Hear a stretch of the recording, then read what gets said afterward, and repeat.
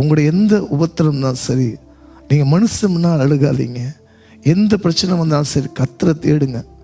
ஏன் என் வாழ்க்கையில் ஒரு வேலை இல்லை, ஏன் என் வாழ்க்கையில் உயர்வு இல்லை, எனக்கு வீடு கட்ட முடியல, திருமணம் பண்ண முடியல, குழந்தை இல்லை, ஏன் இது சாபம்? கர்த்தர் சாபத்தை ஆசீர்வாதமாய் மாற்றிக்கிறார். முழங்கால் படிட்டு, ஆண்டவரே காலைதோறும் என் கிருபை புதிதாக்கு நீங்க சொன்னீங்கப்பா.